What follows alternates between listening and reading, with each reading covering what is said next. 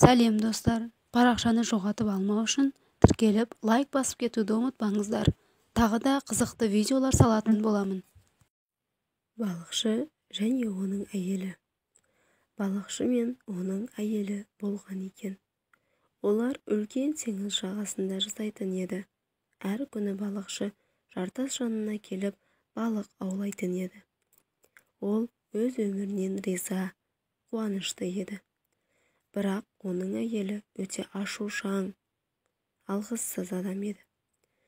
Мына үйдің ештеңесі қалмаған, таң атқаннан бері тазалаймын, тазаратын түрі жоқ, шаршадым, деп налый беретін еді. Балықшы әйелін жақсы көретін еді. Балықшы 2 балық әкелсе, 3 балық сұрайтын, алма әкелсе, өрік сұрайтын. Не істесе де әйелінің жүзі жадырамас еді. Ол әйеліне не істеген, не істесем бақытты боласың дейді. Мені мына құлайын деп тұрған үйден құтқар, сонда бақытты боламын дейді. Бір күні балықшы тағы да балық аулауға жартас жанына келеді. Ол қармақты суға тастап күте бастайды. Көп отырып шаршайды. Бүгін балық жоқ сияқты ғой, дейді. Деп тұрғанда қармағы тартылады. Охо, балық тартылған сияқты ғой, деп қармақты тарта бастайды. Тартып алып, балықты шелекке тастайды. Қараса балық сары, жылтырап тұратын еді. Балықшы, алтын балық, өте әдемі, деп тамашалап қалады. Сол кез балық, сәлем, мені жіберші, мен дәмді емеспін, деп тілге кіреді. Балықшының аузы ашылып, сен сөйлей аласың ба, дейді. Алтын балық, мен сиқырлы балықпын, дейді. Балықшы, сөйлей алатын балықты өлтіре алмаймын, кете бер мейлі, деп жібереді. Рахмет саған, өте мейірімді екенсің, деп суға түсіп кетеді. Балықшы болған оқиғаны әйеліне айтып беруге асығады. Үйіне келіп, әйелін шақырып, мен сиқырлы балық ұстап алдым, ол сөйлей алады екен, дейді. Әйелі, қай жерде, қаны ол, деп іздей бастайды. Балықшы, оны босатып жібердім, суға түсіп кетті, дейді. Немене, сиқырлы балық ұстап алып, оны жібере салдың ба, деп ашуланады.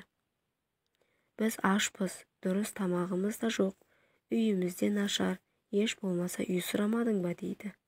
Балықшы, қалай балықтан үй сұраймыз, қалай ол бізге үй береді, кішкентай ғана балық болса, дейді. Сиқырлы балық дедің ғой, оның үстіне сен оны құтқарып қалдың. Бар да 2 қабатты үй сұрап кел, деп қайтарады. Балықшы өзі қаламаса да теңіз жағасына қайта келеді. Ол қарап тұрып, сиқырлы балық, мені естіп тұрсың ба, деп шақырады. Алтын балық лезде су бетіне шығады. Балықшы, менің әйелім бақытсыз, дейді. Ол нені қалайды, деп сұрайды сиқырлы балық.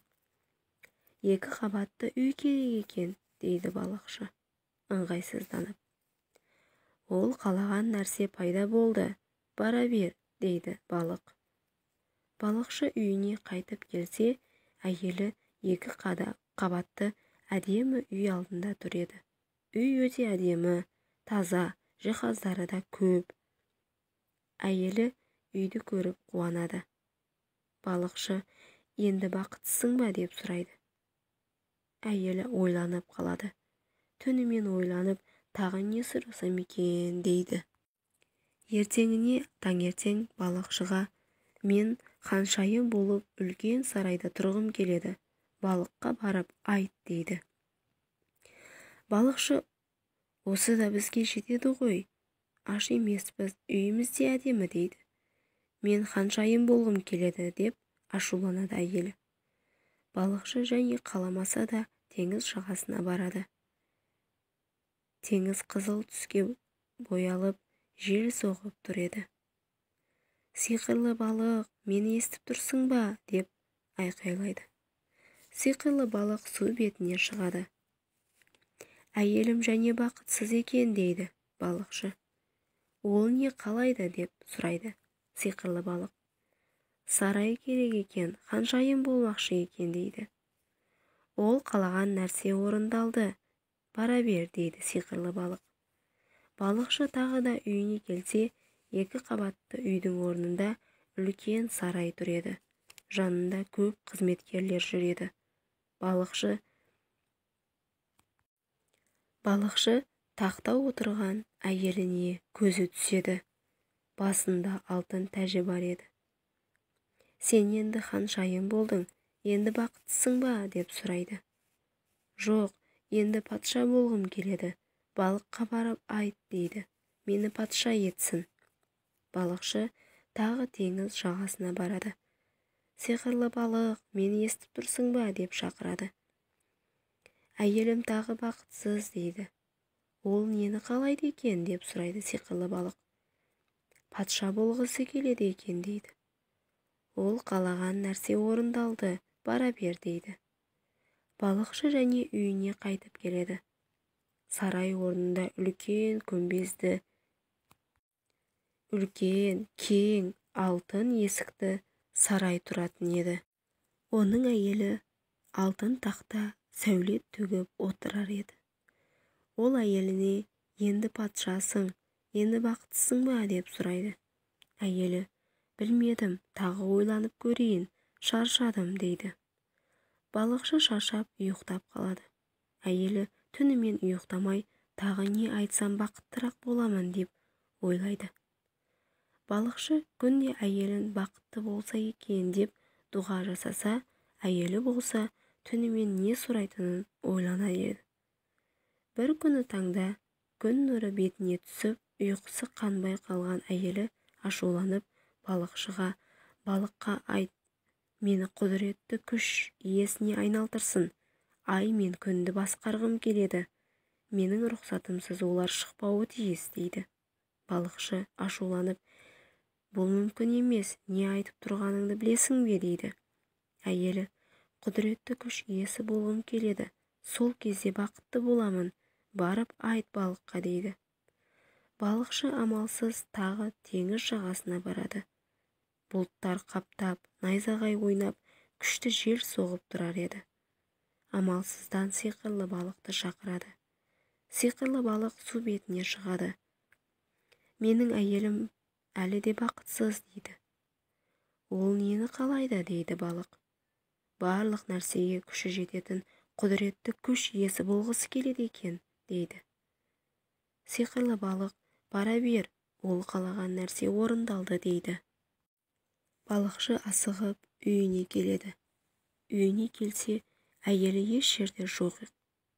Іздеп таба алмай теңіз жағасына қайтып келеді. Теңіз суы тынық, бұлттар тарап, күн шығып тұр еді. Сиқырлы балық, мені естіп тұрсың ба деп шақырады. Сиқырлы балық су бетіне шығады. Әйелім жоқ, ол еш жерде жоқ қой, ол қайда, оған не болды деп сұрайды. Балық, оның арманын орындадым. Ол құдіретті күш иесі болғысы келді ғой. Құдіретті күш иесін осы уақытқа дейін ешкім көрмеген. Сенің әйелің де көрінбейтін болып қалды, дейді. Балықшы, өтінемін, әйелімді қайтарып бер дейді. Мен әрдайым әйелім үшін тілек айтатын едім.